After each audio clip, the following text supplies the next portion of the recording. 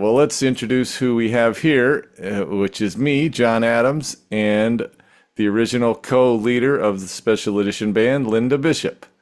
Hi, good to Hey, see you again. It's been a likewise. while. Yes, too seldom. It's hard Um, to believe that it's been 20 years since we created this project. wow, 20 years, that was a while. So you did this with me for the first 7 years that we had the Right. band from Mhm. '05 through the end of 2012. And, that's just hundreds and hundreds of performances and things Yes. of every type and little changings of the guard. But anyway, we might do another one of these chats with a current member who helps front it. But for right now, since we had the time carved out, I thought it'd be fun to just chat about the kind of actual origins of it, what brought this about to even have this party band. So I'll start with my recollection first, which is that I had always done, I had always played commercial type music, dance type music, but never really as a leader. And I was never actually in a party band per se, although I did kind of help with a few gigs when you launched a project like that at one point. But I was always more of a session guy, jazz, shows, pops, concerts, things like that. And and then as I started to take on leader gigs, it came out of that world. So I would do small parties, jazz trios, quartets, and all that. So that's my background in that world of playing for parties. And then what happened is every once in a while, a lead would come across my path that I could tell that they didn't just want elegant, background music or dinner Right. music. They wanted it to go whoo whoo, And a couple of times I tried putting something kind of makeshift together. I remember covering a New Year's Eve gig or two, and it was just so stressful. Like, wait, what song are you singing? And it wasn't a working machine, and it just like I'm not doing that. That's too crazy. And so I would pass along the lead, so to someone that actually did that kind of stuff. And then and I was certainly aware of you doing all this work, and I'd already met you probably another 10 years or so before that. Right. So anyway, great admirer of your talent, of course. And by the way, folks, when she opens her mouth and sings, Uh, your Stop. face will melt. Oh my Thank you, goodness. John. I'm serious. Just one of those voices. And I still say that about singers. I'm sitting there just playing notes behind them, trying to support it. And I just hear some singers open their mouth and they just have this beautiful thing that's pleasant to listen to no matter what they're doing with it. It's really something. Oh, thank you. And you were one of those singers. So anyway,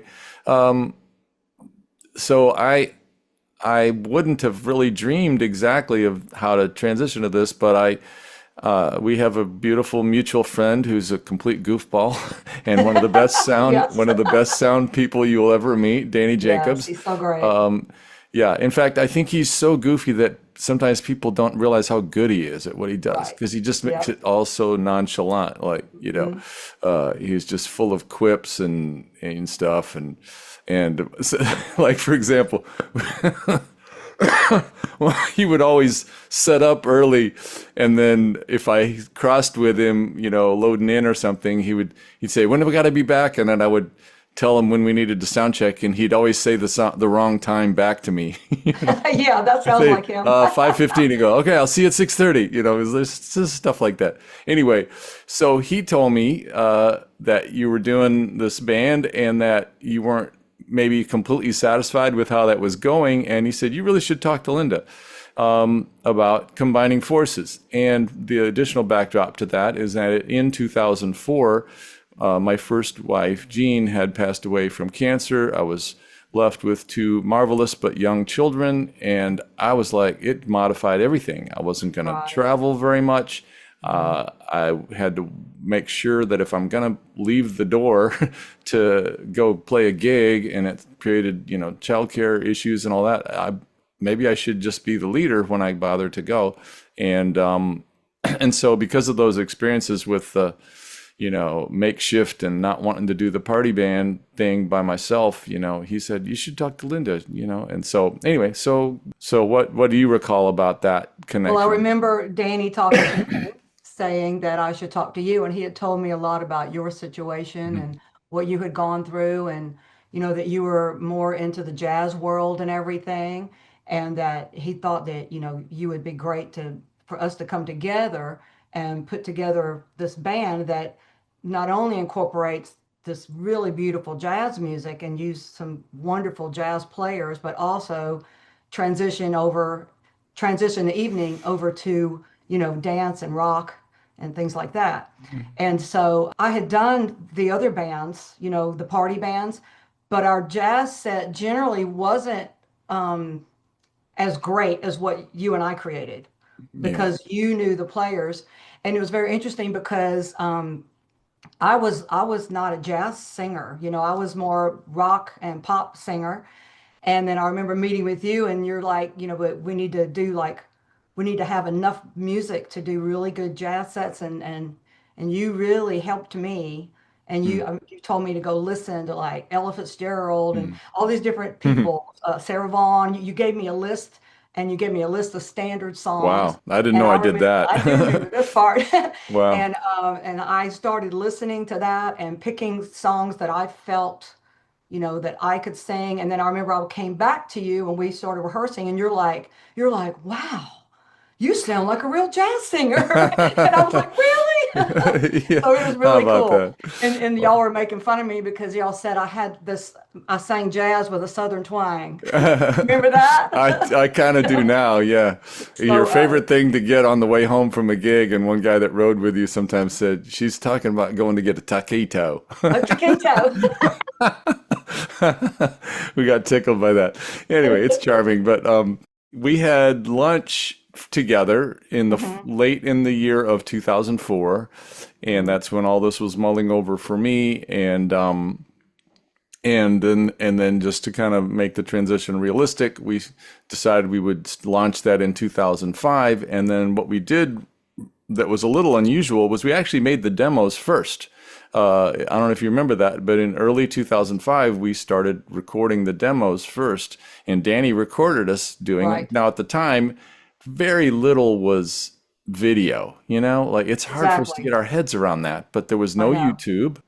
Right. People didn't do videos unless they were trying Right. to be like the next Madonna or something. It was Right. just Right. kind of left to that world. Hardly anybody did. I'm sure that very forward-thinking people were already Right. doing them, but we weren't thinking like that. We were just going to make audio demos because that's what everybody did. And you'd hand somebody a CD, and this is our band or whatever. Websites weren't even that big of a thing. We had, thinking about, I had websites already, but wasn't, internet was slow, you wouldn't want to Right. like just sit there and wait for a tune to download, so we started making the audio demos, and it was a wonderful swath of music. I still have all those recordings. Oh, that's cool. I'd like to hear Yeah. some of those, I by the well, a way. couple of the a Send me couple of some. the dinner set ones are still on our website down at Oh, the that's bottom of cool. the because they're so suitable to like there's a version of Get Here Oh, and yeah. there's a couple of other standard type things and light Okay. rock tunes that are perfectly appropriate. Anyway, so we recorded all that, including Okay. some party music. And then the very first, I think we made one attempt to do a gig, and it was still like, no, this is not the makeshift thing we're going to do. We actually played at the Fort Worth Main Street Festival, and but it still wasn't like formed as a band yet. And I think we just did it because like, well, yeah, here's a little money, yeah, here's a Right. band. Yeah. But the first actual gigs were literally the first weekend of June of 2005. Wow. And it was a combination of those two worlds. You plugged us into a club venue, very high energy club venue that he had contacts with. We played there, knocked the house down, and then Yep. the very next night was a wedding that Hmm. came out of one of our sets of contacts, and it was at a Right. country club. Hmm. And by then we had a kind of a core of who the band was going to be, and off and running. We were working, several nights a month right away. And it came from both of our sets of contacts. Right. You Absolutely. had people that you knew already from your other party bands. You had Hmm. some agency contacts. I had other agents that knew me as a jazz guy, and all I had to do was say, I have this other thing now, Right. and that was fairly well received. I had some country club contacts and stuff like that, and then just a little swath of clubs just for visibility. I'll show you a picture. It's kind of funny. It's the very first promo picture we made. Look at that. Oh, there we are. Okay, Oh that my was in goodness. 2005. Now, interestingly, I'm using the logo and the business address that I already had. So that kind of even made it look almost like there's a parent company behind it or whatever. It was really just my business label. But our both of our contact infos. We shot that at the at the Iceman Center in Yeah, in Richardson. Richardson. Right. Now, Yeah. what's crazy about it is that that does involve some of the players that you were talking about. They had already played on the demo.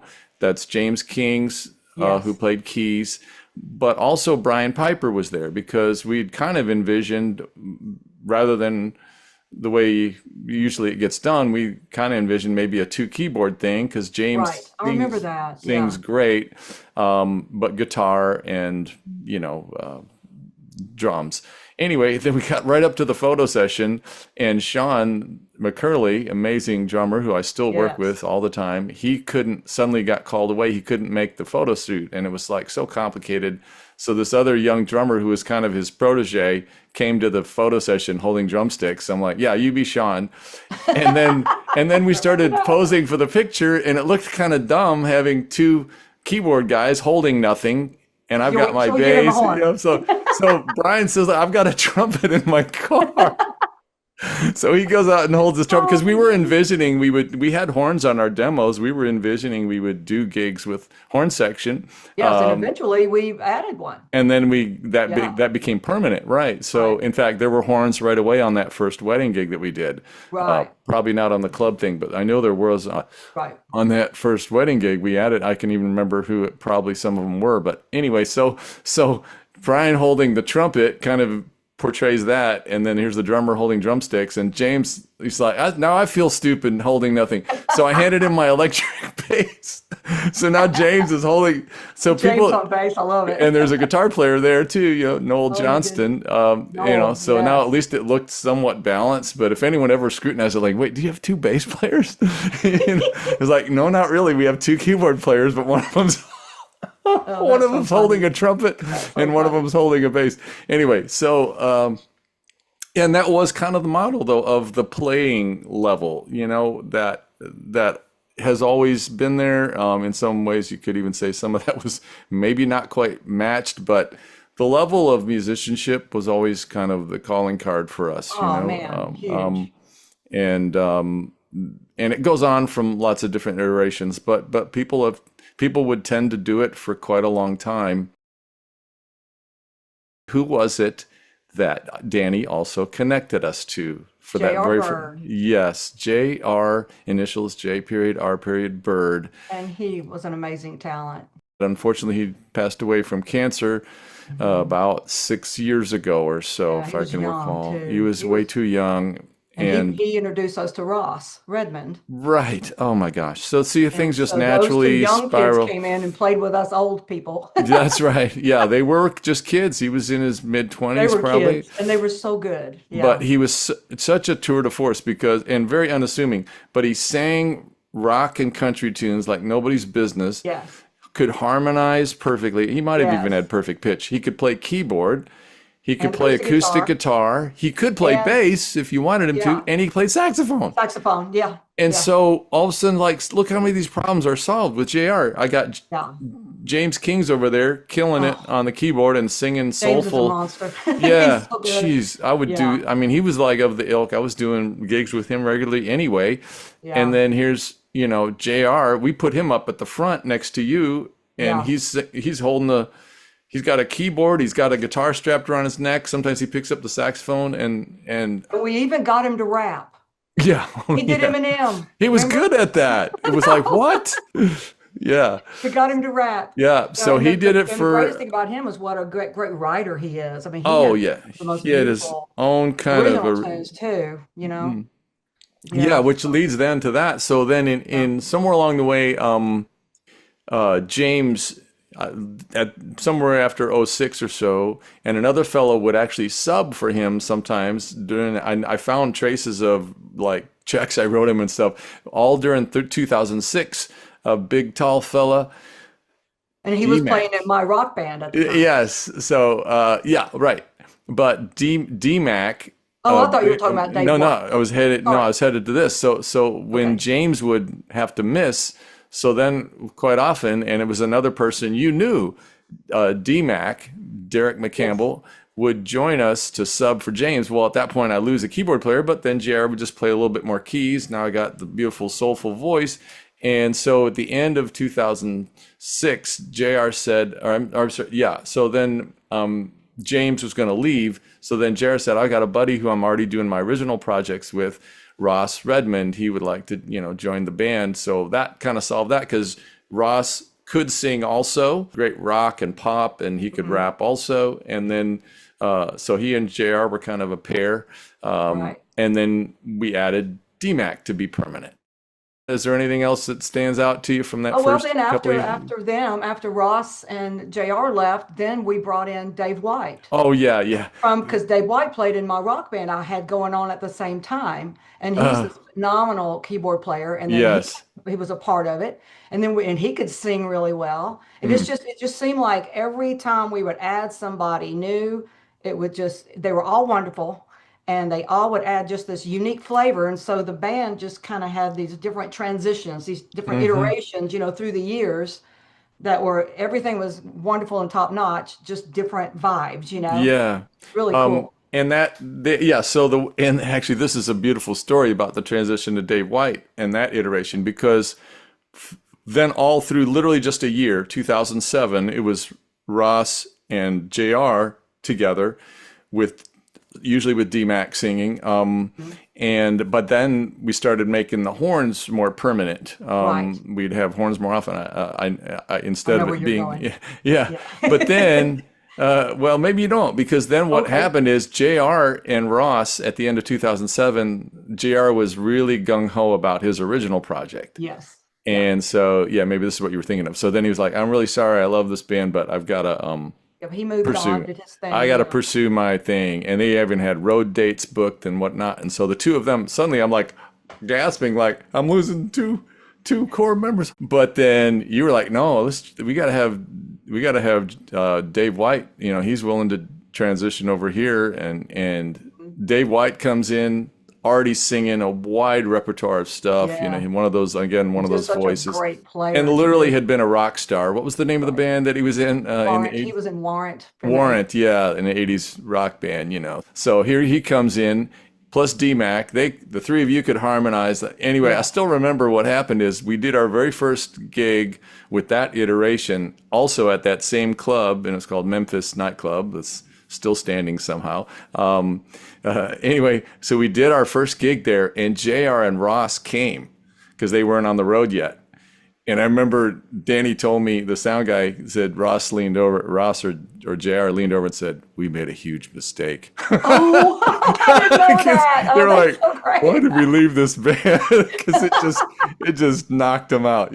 Oh, wow. But And then the we had such wonderful horn players. And then, and as they got more, like, I think when they first came in, they were more from the jazz world and they were just more subdued. You know what I'm saying? oh And yeah, then yeah. over time, and we started getting them out of their shell. And the next thing you know, they're putting on crazy hats. And remember Pete dancing all around. And Oh, oh my it gosh, just, yeah. everybody just blossomed. It was Yes, a yes. cool thing to watch. And I think that maybe the common thread in all of that story to just close with is that rather than this being a stiff, rigid model, like you join us and this is how we do it, it Oh, yeah. wasn't regimented in that way. We didn't ever really have auditions, actually. No, it was always just kind of who we knew and Who we knew, and who we then knew was good. and if they're Yeah. good, we would allow whether they're singing or playing something, allow their impression on something, their take Right. on something, Right. and making it organic in that way, musical in that way, Oh, driven sure. by Like the I'm sure music. there are some certain songs that we probably would have never done, had somebody just said, "Oh, but this is," it was like them, and you're like, "Yeah, do it." You know what I mean? And it was a hit because usually when you do something from your heart, it comes Yes. across, you know? Yeah, and there's a compromise there, and we have to play, plenty of music that's more like, well, if we don't do X and Y, Oh, a I, few of I these get things, that. you, I'm you just I'm have just to saying we do would that. add in certain things. One funny anecdote, I do sometimes still mention it when I have like a Zoom meeting with a potential wedding client and we're about to talk about usually they ask up front, hey, did we get a chance to have an input on the music you play? And so I say, oh, yes, you do, but remember, it's more organic than just handing off a list of 300 favorites. But yes, you'll get a chance to have input on our set list. You can mark it up with favorites and all that stuff. I give them And we some would always direction. learn stuff for them And too, we like could, the we would first routinely, dances, or if there was a special mother daughter, what am I trying to say? mother, son, Mother yeah, son dance. We would yeah. always try to learn that stuff, which was cool. Yeah, and do it and execute it beautifully. It was our Hmm. goal to make it sound, as good as the record. But I still remember one of these lists came to me, and it's routine to see things marked out that are like, yeah, okay, that's fine. There's no offense taken, and they had marked out "Don't Stop Believing" among a few others, and so we're certainly not gonna. There's plenty of other rock and anthems to end a night with or whatever. And we got Right. right. And I still remember we were at the Adolphus Hotel. And all of a sudden, while we're playing something else, the bridesmaids start clapping all in front of you. Don't stop believing. Don't stop believing. I know we're like, but they said not Yeah, to. I heard you whisper that to the maid of honor while we're still playing something else. Someone else must have been singing, and I heard you say that they marked that off the list. And I could still hear over the din of the whole thing. I heard the maid of honor say, "No way, that's her favorite song." And we're like, well, someone else got their hands on that song list because. Oh my. So of course we played it, but Of it course was we like, did. Yeah. but yeah, That's every once in awesome. a while there's something kind of like that's a little awkward. I wonder if maybe just Dad didn't like it or something. All right, well, this has been beautiful to chat about, and I'm so honored that you did this for me, with me, for the Oh first yeah. 7 years, and we'll 7 years. chat another Yeah. time and talk about some of the other iterations there. With that, only got us up to '08. Sure. What a blessing to have done this with you. So. Thank you. You too.